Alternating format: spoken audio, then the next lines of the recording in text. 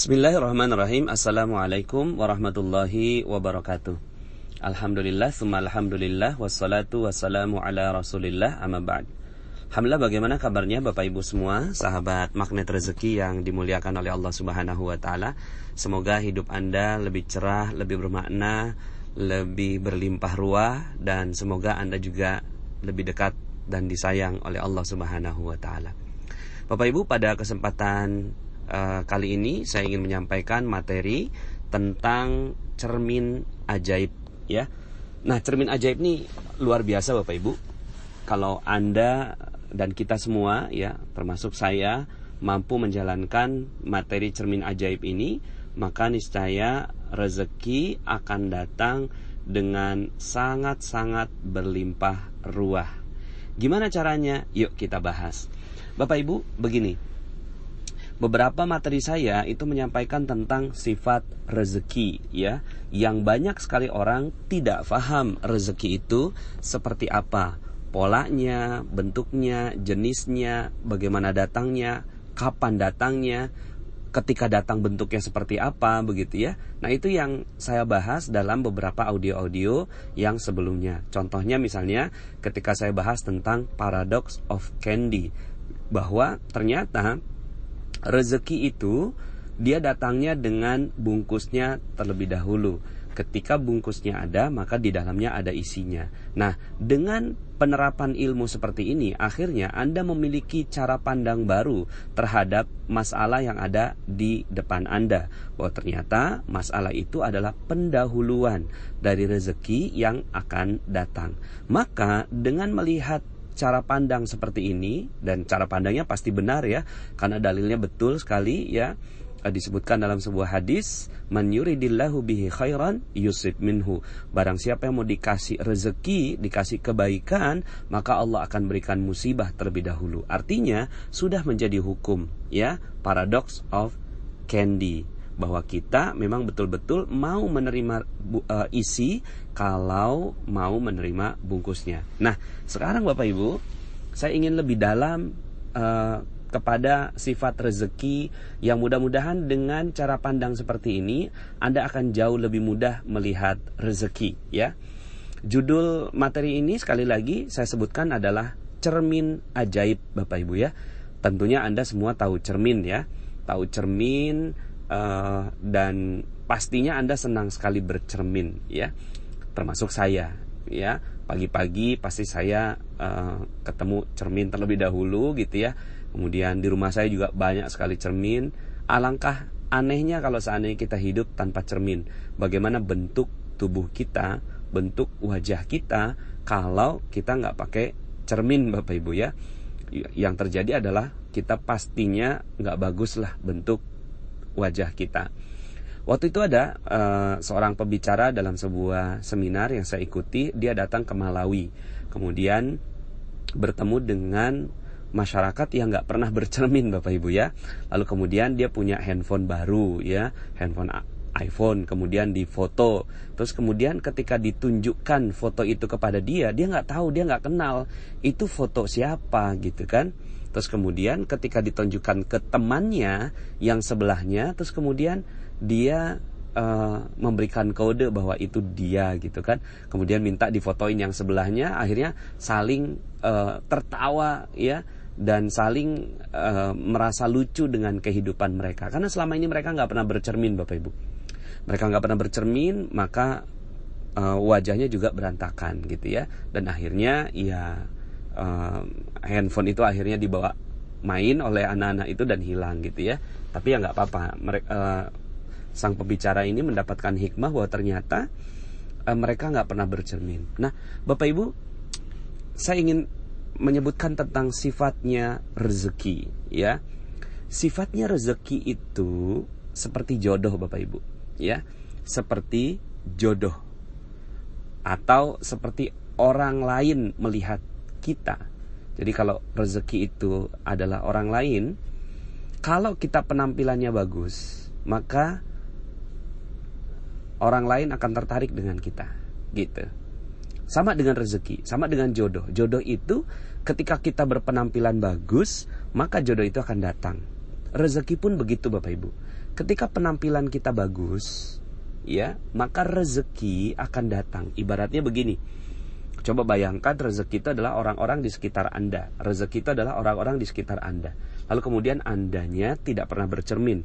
Giginya mohon maaf ya, kuning gitu ya. Kemudian matanya belekan gitu ya. Terus kemudian rambut acak-acakan gitu ya. Terus kemudian apa yang terjadi pada orang yang melihat Anda? Mereka pastinya kabur dan pergi meninggalkan Anda. Begitu juga dengan rezeki Bapak Ibu. Rezeki itu hanya akan mendekat dengan orang yang penampilannya bagus gitu ya. Rezeki akan datang dan menghampiri dengan orang yang penampilannya bagus. Ini udah hukum umum terhadap diri kita. Makanya kita selalu perhatian betul dengan diri kita. Ya, kadang-kadang kalau ada mobil lewat gitu ya, itu spionnya Anda jadikan ya sebagai alat bercermin. Saking kita pengen betul bahwa kita menarik perhatian orang lain. Nah, sama dengan rezeki Bapak Ibu. Rezeki, kalau penampilan kita bagus, maka rezeki akan datang dan tertarik pada kita. Ya, kalau penampilan kita bagus, rapi, enak dipandang oleh rezeki, ya, enak dipandang oleh rezeki, maka rezeki itu akan datang pada kita. Akan bilang, kok saya enak yang lihat muka kamu, kok saya enak yang lihat dirimu ya, tolong dong aku diambil olehmu. Kira-kira begitu ya. Tapi kalau seandainya penampilan kita nggak bagus, maka rezeki akan hilang dari sisi kita Bapak Ibu ya. Rezeki akan hilang dari sisi kita ya. Maka gimana caranya agar kita bagus Bapak Ibu ya? Agar penampilan kita bagus. Sama dengan kehidupan, kita butuh cermin. Di dalam rezeki kita juga butuh cermin Bapak Ibu ya. Kalau seandainya kita nggak bercermin, maka rezeki itu akan hilang. Rezeki itu akan kita nggak pernah tahu kenapa kok gitu ya. Coba Anda bayangkan kalau seandainya Anda nih nggak pernah bercermin selama 2 tahun gitu ya. Terus kemudian Anda ngelihat, kok orang-orang pada nggak mau mendekati saya ya. Kok orang-orang kok nggak ada yang tertarik sama saya ya. Ya iyalah, coba ngaca dulu gitu ya. Coba ngaca, pas ngaca, oh iya pantesan aja orang gak suka sama kita. Begitu juga dengan rezeki. Rezeki itu, mungkin ada sebagian di antara kita yang berpikir gini, kok rezeki gak datang ya? Gitu. Kok rezeki seret ya? Kok utang gak lunas-lunas ya? Kok piutang gak kebayar ya? Gitu kan dari orang lain. Kok piutang-piutang tuh gak datang pada kita ya? Kok peluang-peluang bisnis gak datang pada kita ya? Gitu ya. Nah, pertanyaannya Bapak Ibu, ya, udah berapa lama Anda tidak bercermin? Sudah berapa lama nggak bercermin sehingga akhirnya rezeki nggak mau datang dan tertarik pada kita, ya? Maka kita butuh cermin Bapak Ibu, ya. Kita butuh cermin, sangat-sangat butuh cermin, ya. Jadi kita sangat butuh cermin untuk membuat rezeki tertarik sama kita. Ya. Nah, cuma sebelum bercermin harus mental siap bercermin, ya kan? Mental siap gitu loh dalam bercermin. Mental siap bercermin itu apa? Mental siap kalau bercermin yang kelihatan adalah cemang-cemong muka kita. Giginya ada jigongnya gitu misalnya gitu ya. Kemudian matanya belekan, rambut aut-autan, kemudian ada noda di pipi gitu ya, ada jerawat muncul dan seterusnya gitu ya. Jadi mentalnya dulu yang dipersiapkan untuk bercermin ya. Jadi kalau seandainya ada, kalau misalnya yang pakai jilbab miring gitu kan, nah, maka setelah itu dia siap gitu ya. Bukan yang sering terjadi ya, karena kita nggak pernah paham bahwa ini ada cermin dalam kehidupan kita. Maka yang terjadi seperti dalam sebuah pepatah mengatakan ya, buruk muka cermin dibelah ya. Buruk muka cermin dibelah. Jadi ketika bercermin terus kemudian cerminnya bilang kamu matanya belekan, oh langsung dihancurinnya si cerminnya. Bukan memperbaiki tubuh, bukan memperbaiki diri ya, bukan mungkin sikat gigi setelah itu, mungkin nyisir setelah itu, Tidak, yang dilakukan adalah cerminnya yang dibelah, cerminnya yang dihancurkan. Nah, ini adalah orang yang tidak siap dalam bercermin, mentalnya nggak siap dalam bercermin.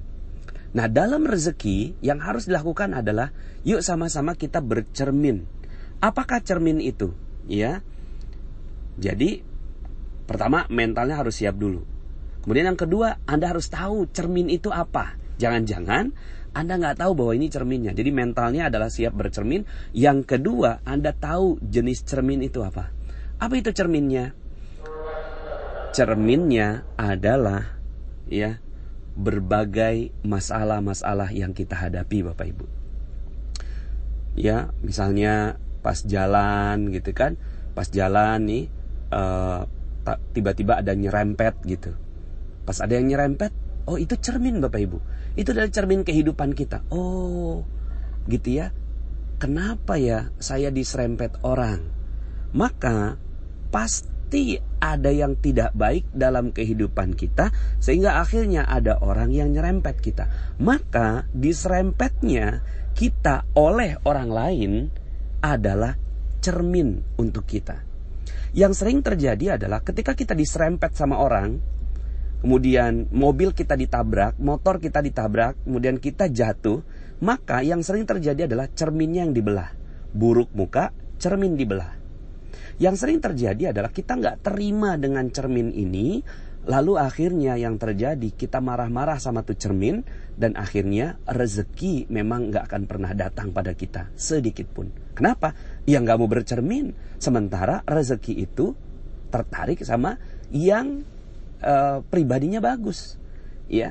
Maka seluruh masalah-masalah kita adalah cermin, Bapak Ibu. Nah, ini yang harus kita kenal. Kita nggak pernah mengenal bahwa ini adalah cermin. Ya, dihina orang, ya, dikata-katai orang, digosipin orang, digibahin orang, ya, kemudian bisnis merugi, ditipu orang, ya, dikhianati teman. Ini Bapak Ibu adalah cermin. Cuma selama ini kita nggak pernah menganggap bahwa itu cermin. Kita menganggapnya bahwa kenapa kok hidup saya susah, kenapa kok seperti ini, kenapa kok bertubi-tubi gitu. Bukan. Kehidupan ingin menunjukkan kepada kita bahwa ada yang tidak tepat di dalam kehidupan kita. Ya, jadi pertama mentalnya harus siap dulu, ya kan? Mentalnya harus siap dulu. Kalau seandainya kita mau bercermin, ini cerminnya cermin ajaib Bapak Ibu ya. Dia selalu memberikan respon terhadap segala kehidupan kita. Makanya Anda harus betul-betul setelah materi ini, Anda jadinya sangat sensitif terhadap kehidupan Anda. Sangat-sangat sensi. Karena cermin itu sesuatu yang kita nggak suka. Ya, kalau kita suka itu bukan cermin namanya. Makanya ketika Anda bercermin dengan fisik Anda gitu ya, maka yang Anda harapkan bukan ketika bercermin, wah udah bagus gitu kan, sehingga Anda nggak butuh cermin. Tidak. Tapi ketika bercermin, Anda melihat cemang-cemong gitu kan, Anda melihat rambut Anda yang berantakan, jilbab Anda yang berantakan, dan yang lain-lain gitu ya. Akhirnya Anda katakan bahwa oke, saya sangat-sangat berbahagia karena cermin menunjukkan kepada saya tentang apa yang harus saya perbaiki. Oke?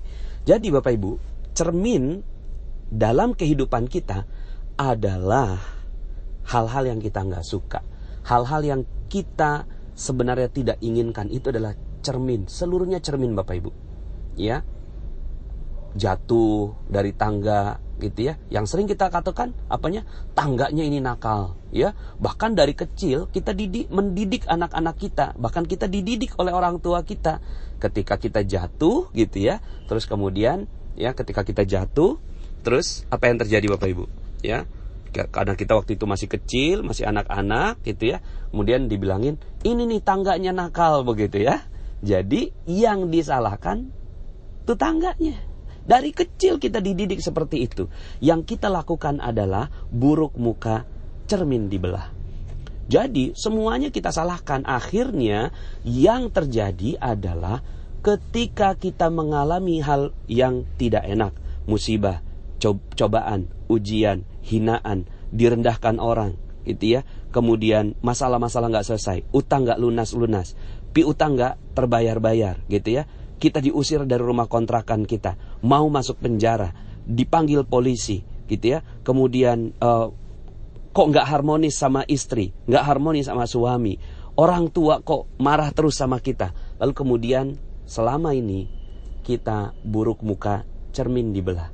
Kita salahkan semua yang ada di luar kehidupan kita dan mengatakan bahwa ini nih semua yang nggak benar. Akhirnya terkenallah yang disebut sebagai kambing hitam, Bapak Ibu.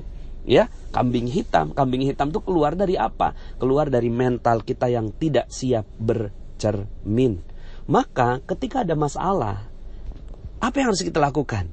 Yang harus kita lakukan adalah kita siap dan mengatakan bahwa terima kasih kehidupan, kau telah berikan cermin untuk saya. Begitu Bapak Ibu.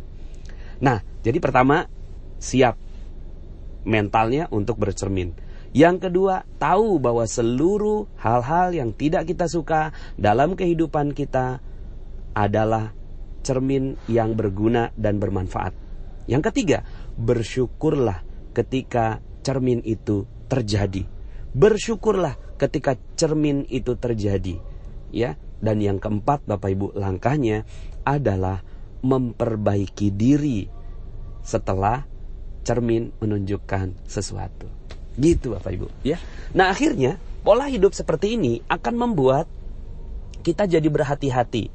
Ketika ada sesuatu yang terjadi pada kehidupan kita, langsung yang disalahkan bukan cerminnya. Siapa yang disalahkan? Kita. Ya, cermin nggak ada yang salah. Emang ada cermin yang salah?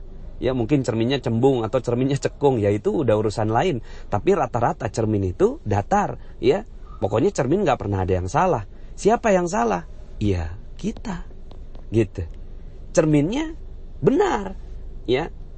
Gunanya untuk apa? Gunanya untuk memperlihatkan kepada kita bahwa ada sesuatu yang harus kita perbaiki. Sehingga akhirnya cermin kehidupan kita ini luas sekali Bapak Ibu.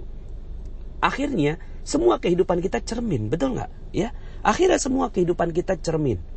Ya, kalau seandainya ada yang punya masalah dalam kehidupannya, coba ya lakukan 4 tahap ini.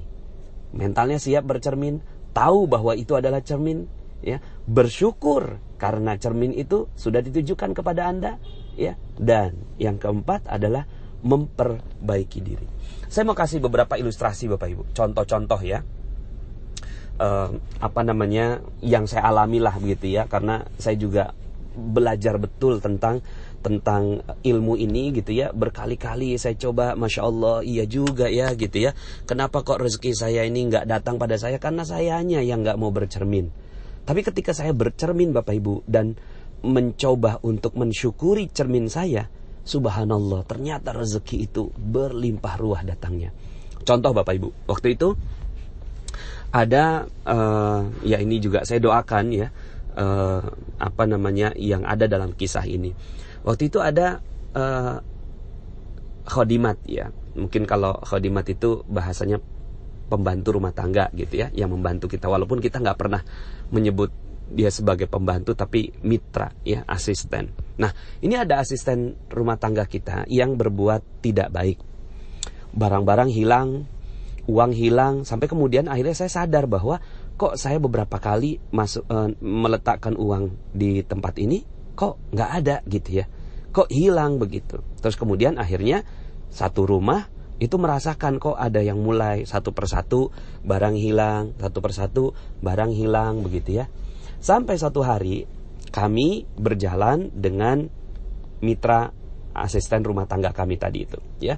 Kami jalan keluar gitu ya dengan simbaknya gitu kan. Anak saya ada di rumah. Kemudian anak saya ini ngasih kabar gitu. Mi, ini barang aku yang hilang ketemu gitu. Ketemu di mana? Ketemu di tempat lemarinya Simba gitu ya. Coba dilihat lagi, kata istri saya. Coba dilihat lagi. Itu ada apa aja di sana? Pas dilihat ternyata ada uang, ada dolar kita di situ, ada barang-barang unik kita, ada baju-baju anak saya dan seterusnya. ada di tempat itu, ya. Nah kemudian, ya, itu si mbaknya ada di mobil gitu ya. Dapat kabar seperti itu, istri saya itu langsung berubah mukanya gitu ya. Saya waktu itu lagi nyetir gitu ya. Terus kemudian ketika si mbaknya kemana gitu kan, mungkin berpisah dengan kita, istri saya bisik-bisik ke saya bahwa terjadi kejadian seperti ini. Kemudian saya bilang gini, oh ya pantas gitu ya, uang saya memang beberapa kali hilang. Terus gimana nih Bi? Gitu kan, kata istri saya seperti itu. Nah pada saat itu Bapak Ibu, saya mengingat materi cermin ajaib ini, ya. Kemudian saya katakan gini, oh oke, ini adalah cermin, alhamdulillah, saya sudah dikasih cerminnya dan saya yang salah, gitu. Kaget istri saya, loh kok kita yang salah sih Bi? Udah jelas-jelas dianya mencuri, udah jelas-jelas dia klepto, udah jelas-jelas dia ngambil barang kita, kenapa kok bisa kita yang salah, gitu kan? Kemudian saya coba cari, apa ya, salah saya apa ya? Saya mencoba bercermin, karena yang salah bukan si mbaknya. Nggak pernah ada orang lain di luar kita yang salah. Pasti saya yang salah. Karena saya bercermin, ini kehidupan, ini dikasih tahu, oh berarti saya yang salah. Salah saya apa ya? Kemudian saya bilang sama istri saya, oh salah kita Mi, karena kita nggak pernah ngajarin dia. Gitu saya bilang. Salahnya kita, karena kita nggak pernah ngajarin dia. Kita terlalu sibuk bekerja. Saya terlalu sibuk gitu ya, mungkin memotivasi orang di luar sana. Tapi ada orang yang ada di dalam kehidupan saya, tidak saya berikan perhatian. Maka di situ salah saya. Maka saya bercermin, oh iya, saya yang salah. Oh iya, ada cemong dalam kehidupan saya gitu. Akhirnya ya, saya minta sama istri saya, oke Mi, siap bercermin? Oke deh, siap gitu kan. Walaupun siapnya tuh dengan gendek sekali Bapak Ibu ya, itu dengan marah gitu ya. Tapi saya bilang oke, yuk, ini adalah momentum bagi rezeki untuk datang pada kita. Gitu saya bilang gitu ya. Ini adalah momentum bagi rezeki untuk datang pada kita. Kalau kita mau bercermin, maka rezeki datang. Kalau kita nggak mau bercermin, maka rezeki hilang. Mau pilih yang mana? Gitu. Akhirnya kami waktu itu memutuskan siap untuk bercermin Bapak Ibu. Akhirnya yang kami lakukan bercermin, kita panggil si mbaknya, kita kasih tahu, awalnya dia menolak pastinya, tapi kemudian kita kasih bukti-buktinya seperti ini. Akhirnya dia ngaku, terus kemudian kita bilang bahwa saya yang bilang, iya mbak, maafin saya ya gitu. Maafin saya ini kelupaan. Saya ini terlewat ngajarin si mbaknya. Kita kan pengen ke surga sama-sama ya. Tapi saya ngajarin orang lain rezeki, ngajarin orang lain baik, tapi saya lupa ngajarin si mbak ini, gitu kan. Ya udah deh, saya minta maaf ya mbak. Jadi yang minta maaf saya. Karena saya yang mau bercermin. Apa yang terjadi Bapak Ibu? Yang terjadi adalah si mbaknya akhirnya minta maaf dan merasa bahwa kami menyelesaikan masalahnya dengan adil dan bijaksana.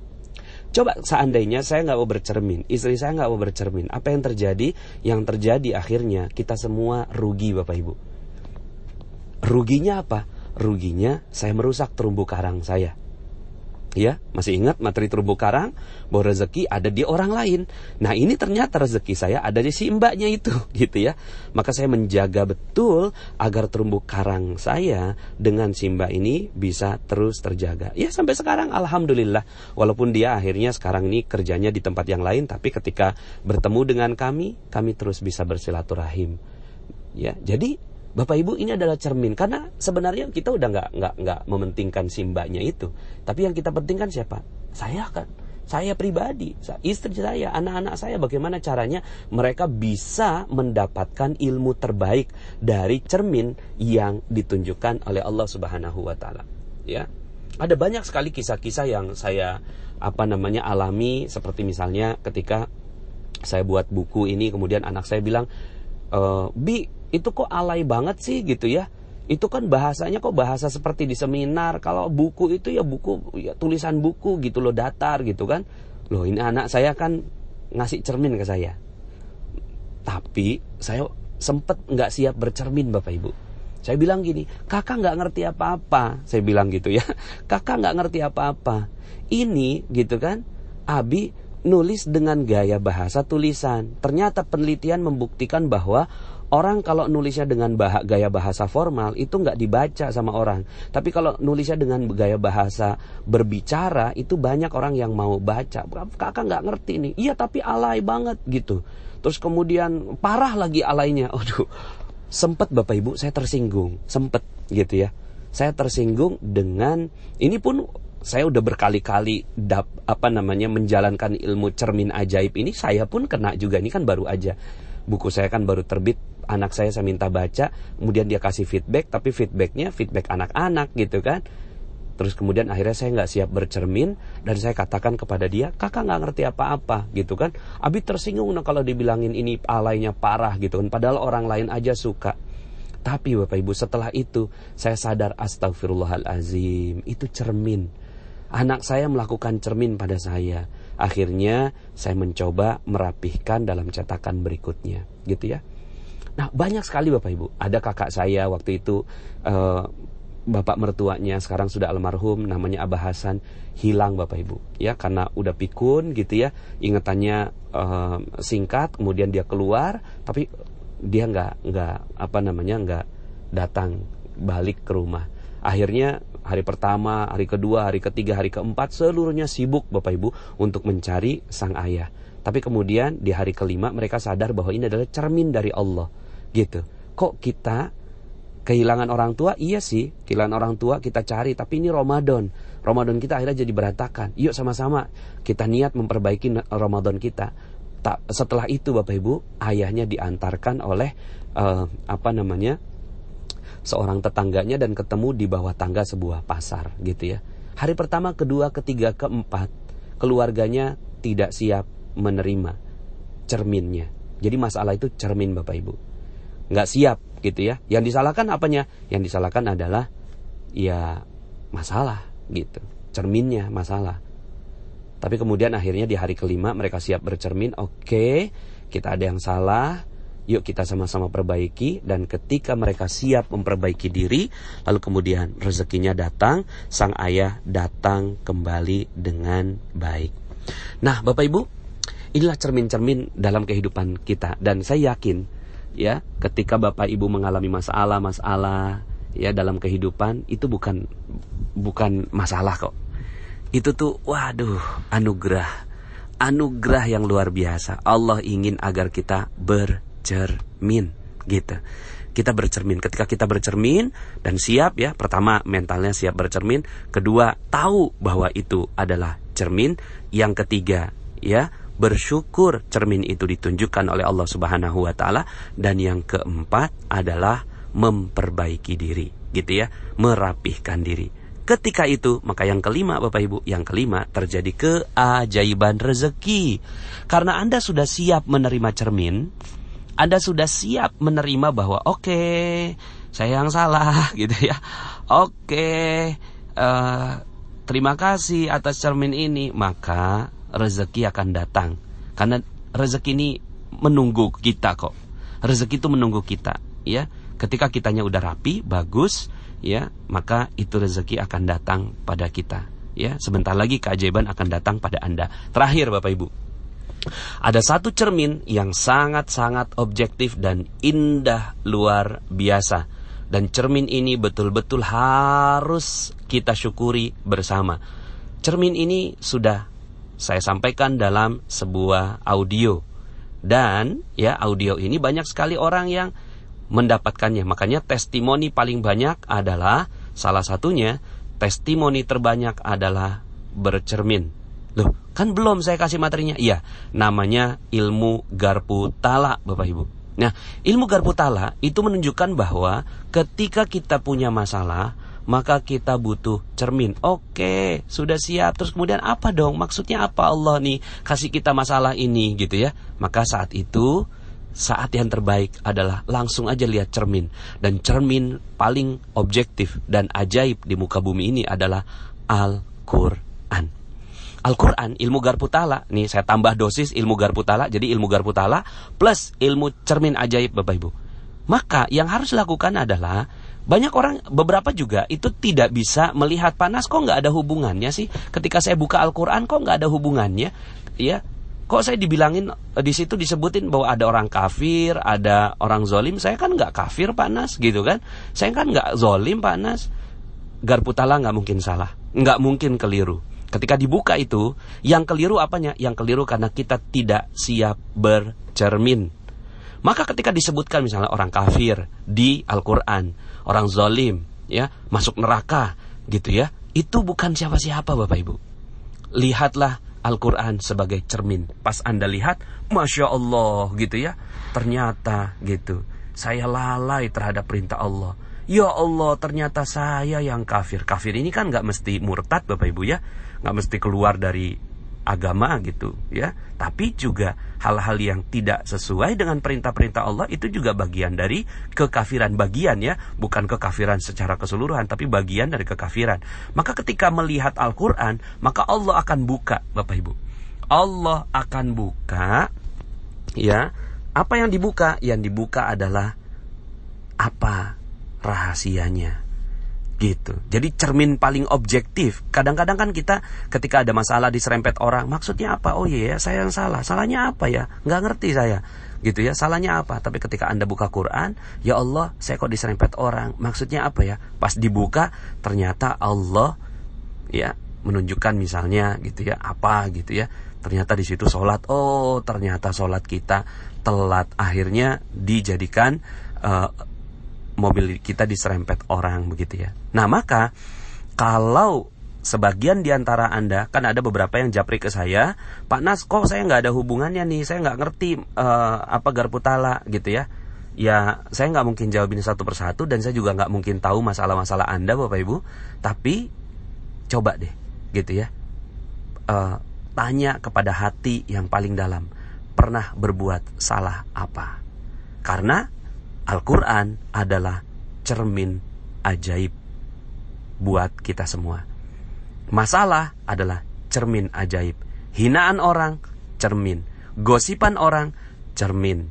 Hal-hal yang gak kita suka, cermin. Apa yang salah? Maka yang paling bagus dalam kehidupan kita, langsung mengatakan apa yang harus saya perbaiki dalam kehidupan saya.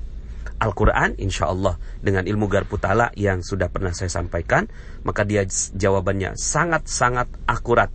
Tinggal tanya aja dalam hati yang terdalam, apa yang perlu saya perbaiki. Insya Allah kita bisa menemukan jawabannya. Nah ketika itu sudah Anda lakukan, kita lakukan semuanya, siap menerima, oke, ini cermin, saya siap menerima, maka tunggu Bapak Ibu, sebentar lagi keajaiban akan datang pada Anda. Karena Anda sudah sesuai dengan energinya. Rezeki suka sekali dengan yang penampilannya bagus. Ya, rezeki sangat suka sekali dengan yang penampilannya bagus. Maka setelah itu tiba-tiba ada orang yang mengembalikan piutangnya kepada Anda, tiba-tiba ada orang yang bayarin hutang Anda, tiba-tiba ada Anda closing sebuah produk, tiba-tiba ada konsumen Anda yang tadinya nggak pernah menghubungi Anda beberapa lama, tiba-tiba dia beli sebuah produk pada Anda, tiba-tiba ada investor yang datang pada Anda, tiba-tiba orang tua Anda menghubungi dan memberikan rezeki pada Anda dan memberikan ridhonya pada Anda, tiba-tiba anak Anda diterima masuk dalam sebuah universitas, tiba-tiba suami Anda naik pangkat dan seterusnya. Itu tiba-tiba Bapak Ibu. Kenapa? Itu bukan terjadi tiba-tiba, tapi karena kitanya yang sudah siap bercermin. Maka ketika kita sudah bagus, rapi, dan siap memperbaiki diri, maka rezeki akan datang pada Anda semua. Salam super, salam dahsyat, salam berlimpah ruah, dan